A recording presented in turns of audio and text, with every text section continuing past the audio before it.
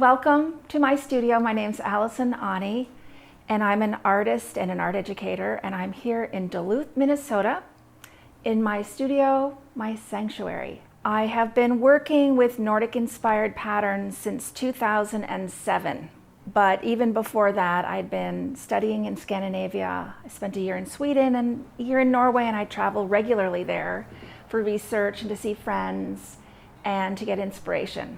So today I'm going to show you some of my paintings, the big ones that are inspired by Nordic textiles, and then the new smaller paintings that are inspired by Swedish folk art.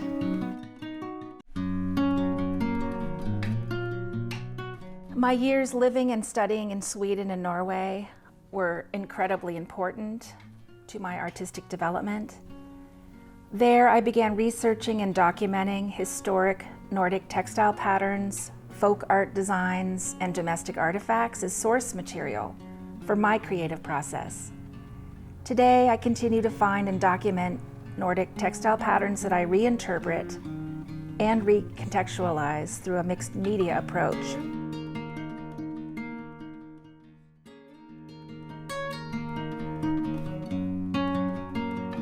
I want to show you some of my paintings where I'm taking old patterns, I'm blending them with new patterns, and then I have my daughter Linnea here wearing a bunad, Norwegian folk dress, with some Swedish bags and motifs. So I'm blending together old patterns in a new way.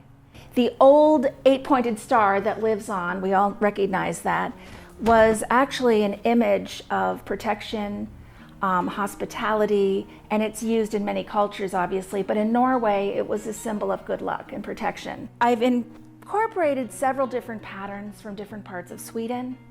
And so we've got in the top, that circular design is from Siljan's knäckebröd, the crisp bread wrappers that I've been collecting.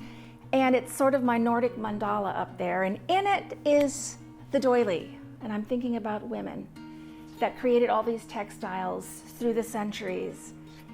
But it wasn't seen as an artistic expression, but it really was.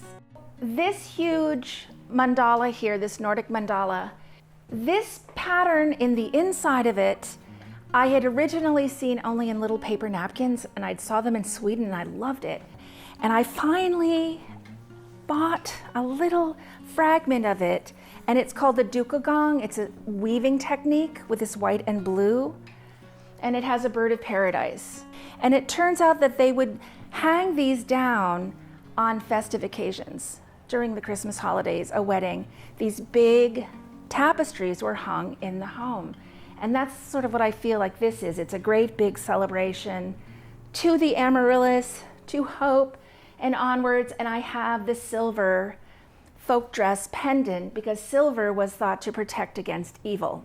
It's interesting too because I'd been painting little mandalas and little kind of decorative pattern pieces that I thought had a lot of symbolism, and it wasn't until I made them large that it sort of affects people like, oh, you mean it? I'm like, yeah, I do. I'm serious about these designs. In 2019, I received an American Scandinavian Foundation folk art grant to go to Sweden to study traditional folk art paintings. So here I've got my bunader, the narrative paintings that were from southern Sweden, Halland, Småland, 1700s, 1800s, and then the Kurbit style paintings from Dalarna, the same time period. One is a narrative style, long, thin paintings that were rolled up and just put out during the holidays. And then the Kurbits, these magical flowers, and then the tupamålning, these rooster paintings, were kind of new ideas for me, but it felt so familiar for me to paint in this style. So I'm using my own palette, but I'm getting inspiration from traditional Swedish folk paintings. And this painting was in an exhibition, a virtual exhibition with the Dalarna Museum in Falun, and it was called Kurbits in Quarantine. So yes, on our magic Dalamålning, we have the coronavirus.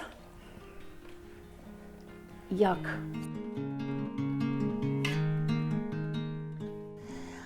So I'm working on this series of Bunader paintings and all these processionals we've got, you know, the musicians, and there were these narrative pieces. They were mostly biblical scenes, and I'm going to start adding some other subject matter. And I've also been mindful of having it a little more inclusive. And it's so much fun to paint like this. I love it. So I'm looking at old designs and how they crowd everything into the composition. And if you think back to Viking ornamentation, it was packed, filled, you know, the horror vacui, fear of empty spaces. I guess it's in my blood because I love filling everything with patterns.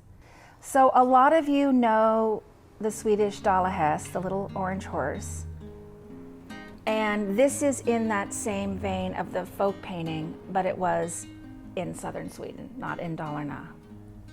Although I'm blending the style a little bit, adding the narrative composition with some of those wild curbit flowers, those good luck flowers.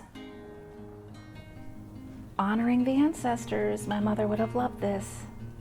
But that is actually my joke, is that in high school, when my mother was taking a Swedish folk painting class, I famously told her, I hate Swedish folk art. And now I'm devoting myself to it. Oh.